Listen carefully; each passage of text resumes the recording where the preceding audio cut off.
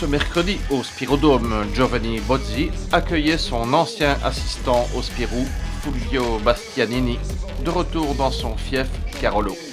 Lui et ses joueurs voulaient prendre leur revanche après la déroute du match aller. En début de partie, les Sambriens ne déroulent pas comme samedi dernier face à Pepinster. Seul Green, très en forme actuellement, prend le meilleur sur la défense liégeoise et inscrit à lui seul 12 des 17 points dans le premier quart-temps. Côté liégeois, l'ex-Spirou Jarošević est bien dans son match dès son entrée au jeu et permet aux Liégeois d'être devant à 17-18 après 10 minutes. Les Spirous ne sont pas incisifs, ils se reposent un peu trop sur leur qualité et prennent trop de tirs qui n'atteignent pas la cible. Après un marquoir bloqué à 22-19 au quart d'heure, les Carolo accélèrent enfin pour aligner un 9-0, avec notamment 2 triples de Hamilton.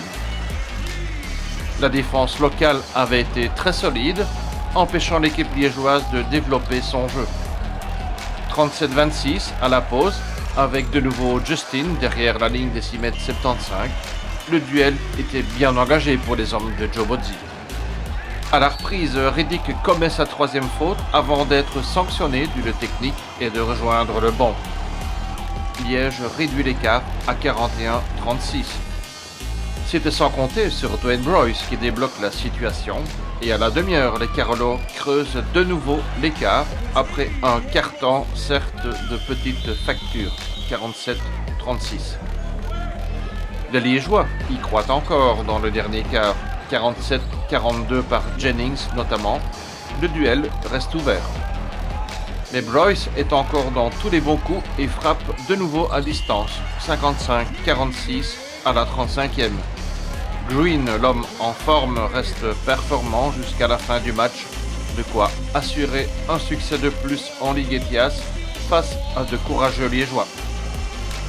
Les Spirous s'imposent donc dans ce duel wallon, sous les yeux d'Andrew Wisniewski, le nouveau Spirou, présent en spectateur ce mercredi, un gars très sympa. C'est une très belle salle ici, l'ambiance est très bonne aussi. J'ai entendu dire que les gens de Charleroi étaient de bons fans, ils encouragent bien leur équipe. Je suis excité à l'idée de jouer pour eux. Je suis un meneur de jeu, j'aime mettre du rythme des deux côtés du terrain, contrôler le jeu, bref, ce que les coachs demandent généralement. Et ça, je vais essayer de le faire. Marquer et faire marquer mes équipiers, je n'ai pas de problème avec ça non plus. Je n'ai pas encore joué cette saison et mon premier entraînement, ce sera pour demain. Je me sens bien, je suis prêt à prendre part au match samedi et à m'intégrer au plus vite à l'équipe.